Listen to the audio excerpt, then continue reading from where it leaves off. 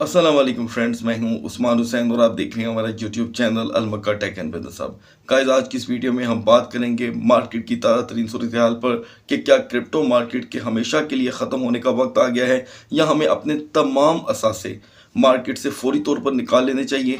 और मौजूदा हालात जो मुसलसल बिगड़ते चले जा रहे हैं मार्केट को लेकर कमोबेश 9 नवंबर से लेकर आज की तारीख तक, उसके पीछे असल हकीकत क्या है। तो दोस्तों, आपने क्या करना है टेक्निकल एतबार से और अपने फ्यूचर के लिए आपने मार्केट के हालात को समझना है, ताकि आपके जितने भी सवाल हैं उनके मैं इसमें जवाब भी दे सकूं। क्योंकि मेरी कोशिश होगी कि मैं सभी दोस्तों के सवालों का एक जवाब जो सबसे अहम होगा और आप सब दोस्तों के काम आएगा मुश्तरका तौर पे, उनमें यकसा बयान करूं।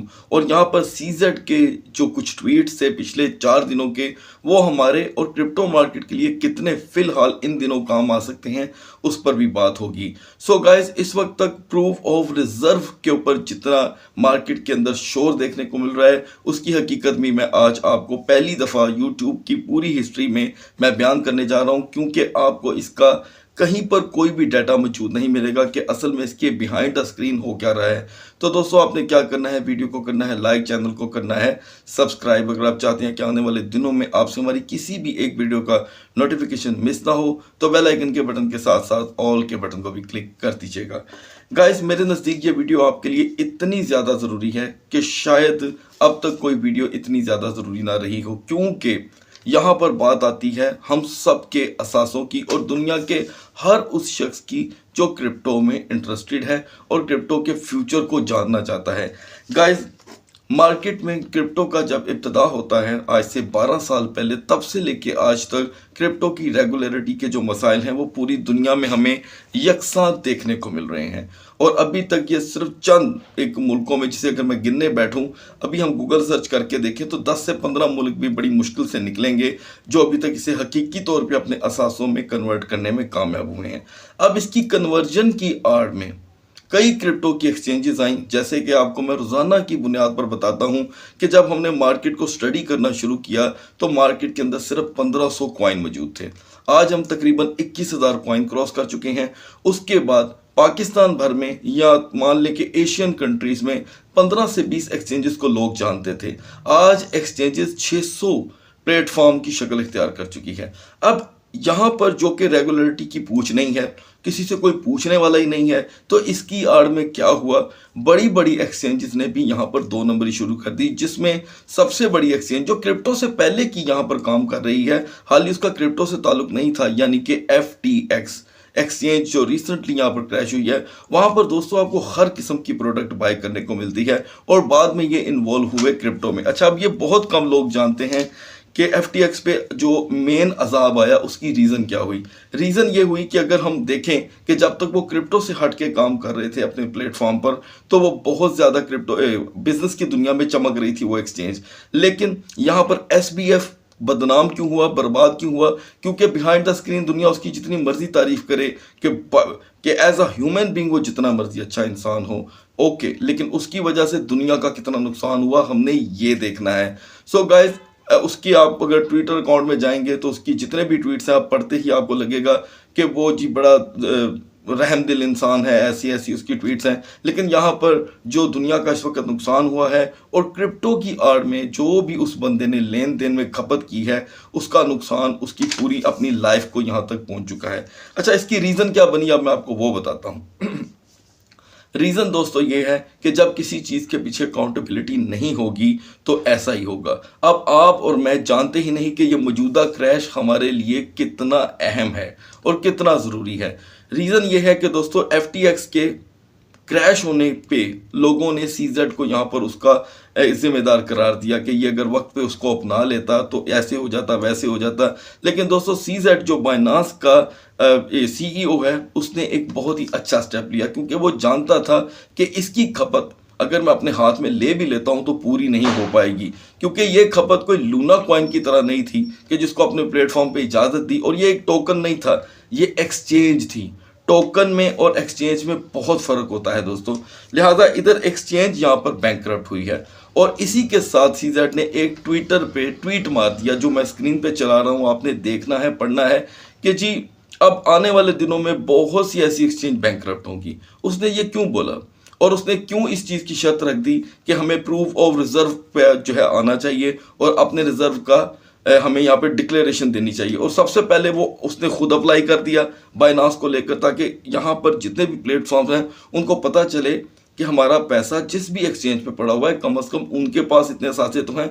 ये इसी तरह ही है कि जैसे आपके पैसे किसी बैंक में पड़े हों, ठीक है। अब आपको शायद इस बारे में बिल्कुल इल्म नहीं होगा कि अगर बैंक, आपने भी अगर एक बैंक खोलना हो, लेट्स सपोज आप दुनिया के किसी भी मुल्क में रहते हैं, तो पहले आपको एक स्पेसिफिक अमाउंट स्टेट बैंक को दिखानी पड़ती है। अब स्टेट बैंक किसी भी मुल्क का हो सकता है, जैसे कि अगर आप इंग्लैंड में भी बैंक खोलना चाहते हैं, पाकिस्तान में बैंक खोलना चाहते हैं, तो आपको पहले एक मखसूस रकम, वो 5 करोड़ रुपया भी हो सकती है, ठीक है, 10 करोड़ रुपया भी हो सकती है, वो एज अ रिजर्व आपको स्टेट बैंक को शो करनी पड़ती है, तो फिर आपको बैंक खोलने की इजाज़त मिल जाती है।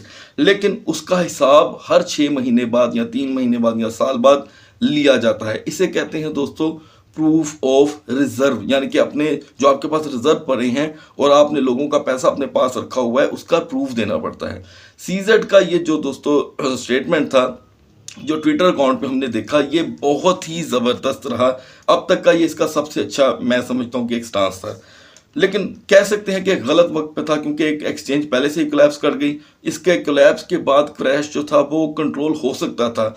लेकिन इस स्टेटमेंट के बाद कि जी अब आप देखते जाएं और कितनी एक्सचेंजेस यहाँ पे बैंकरप्ट होती हैं, इसके बाद मार्केट और क्रैश कर गई और मार्केट क्रैश करती ही चली जा रही है। ये है अब तक की सबसे बड़ी रीज़न जो मैं अपनी ऑडियंस को बताना चाहता हूँ। और इसके बारे में कई एनालिसिस ने भी कहा कि सीजेड ने बात तो अच्छी कही है, लेकिन कई गलत टाइम पे है। दोस्तों सही बात कहने का वाकई ही कोई सही वक्त होता है, लेकिन उसने ये बात इसीलिए भी की कि चलो अब मार्केट में क्रैश आया है, आ लेने दो जितना आता है। इसकी आड़ में आल्ट कॉइन का सत्यानाश हो रहा है, मार्केट डंप कर रही है, लेकिन इसका एक फ़ायदा है कि इसी क्रैश के दरमियान जो समझ लें सफाई होगी क्रिप्टो मार्केट की, एक्सचेंजेस का जो भांडा फूटेगा, उसके बारे में सबसे बड़ा फ़ायदा इसके इन्वेस्टर को ही होगा कि आने वाले दिनों में हमें पता होगा कि प्रूफ ऑफ रिजर्व रखने वाली जो एक्सचेंजेस हैं वहाँ पर हमारे सरमाए किसी हद तक सेफ हैं। अब यहाँ पर सारी एक्सचेंजेस ने Aahista Aahista proof of reserve देना शुरू कर दिया है। जैसे कि मैंने आज सुबह की वीडियो में भी बताया था कि मुझे OKX, KuCoin और डिफरेंट एक्सचेंजेस से मुझे सुबह सुबह ईमेल मौसूल हुई कि जी हमने प्रूफ ऑफ रिजर्व के लिए अप्लाई कर दिया है और आपको आने वाले दिनों में एक मैकेनिज्म प्रोवाइड किया जाएगा जिस पे जाकर के आप हमारे रिजर्व देख सकते हैं। अब दोस्तों इसके ऊपर भी सीजेड ने एक नया ट्वीट कर दिया। इस वजह से मार्केट संभल नहीं रही। अगर आपने मेरी ये वीडियो पूरी नहीं देखी तो यकीन करें आप अगले 1 महीने तक सोचते रहेंगे कि ये मार्केट इतनी बुरी स्टक क्यों है, क्रैश क्यों है। इसको समझना होगा, ये टेक्निकल पॉइंट है, ये टॉप 5 क्रिप्टो या टॉप 10 क्रिप्टो की वीडियो से भी बढ़ के पॉइंट है, क्योंकि ये है बात असासों की।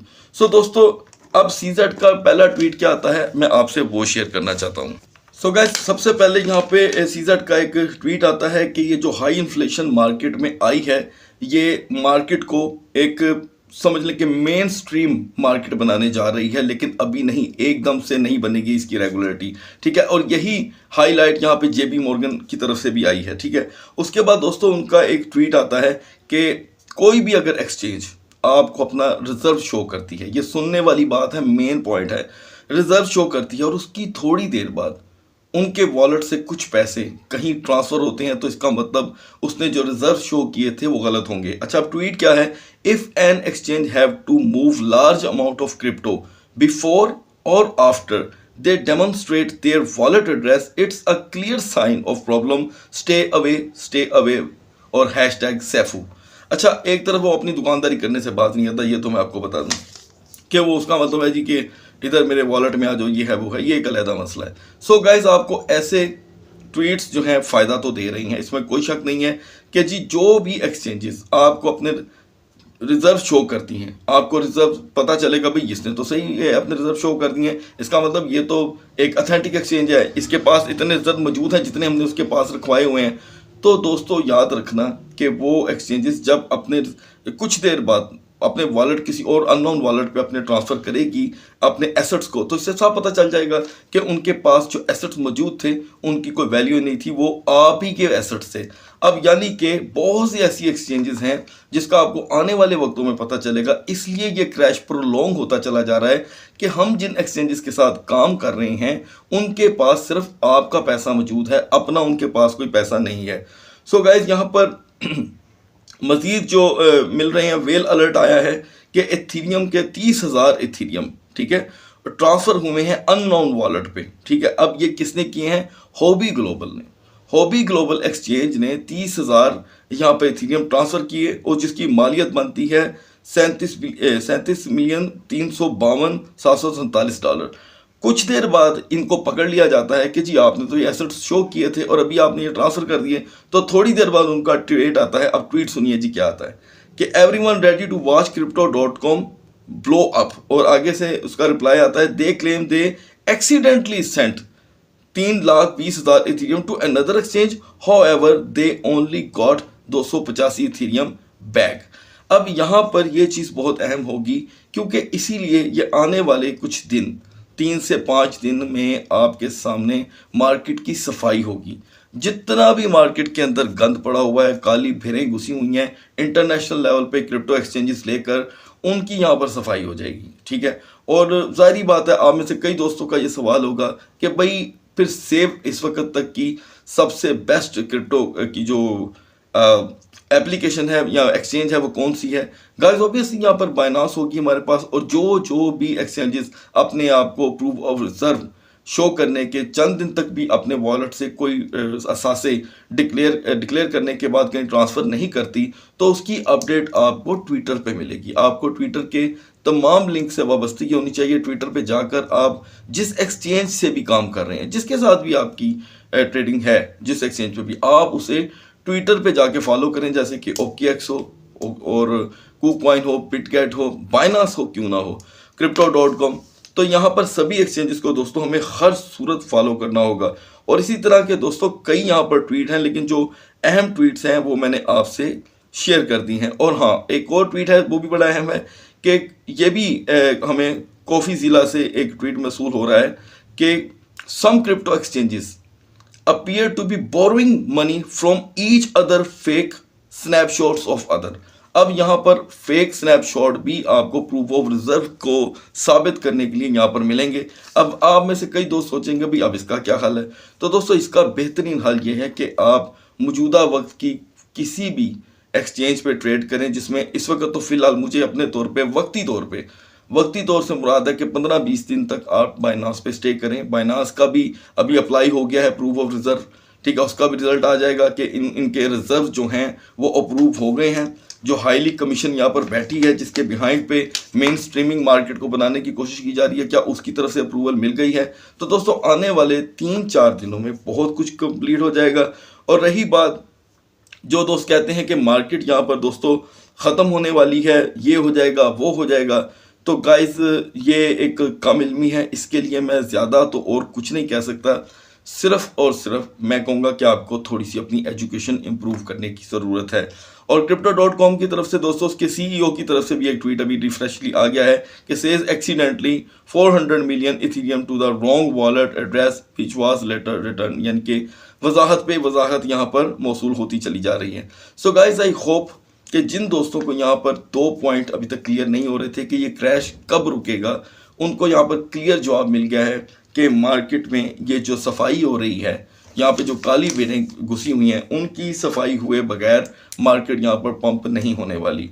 तब तक हमें छोटे मोटे या मज़ीद क्रैश भी देखने को मिल सकते हैं, क्योंकि एक्सचेंजेस जब बैंकरप्ट होंगी उनकी हकीकतें सामने आएंगी और आप ही के एहसासों पे जो ट्रेड कर रहे होंगे मार्केट में, जिस तरह FTX कर रहा था, तो एक टाइम आएगा मार्केट में उसका क्रैश तो आएगा। सो गाइज आई होप कि टेक्निकल एतबार से जो इन्फॉर्मेशन मैंने आपसे शेयर की है आपके किसी काम आ सके। अगली वीडियो तक अल्लाह हाफिज़।